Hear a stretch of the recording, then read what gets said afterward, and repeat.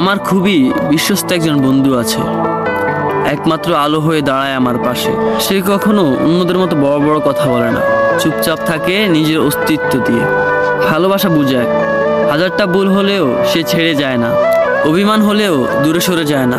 তার ভালোবাসা আবেগের উপর নয়, দায়িত্বের উপর দাঁড়ানো।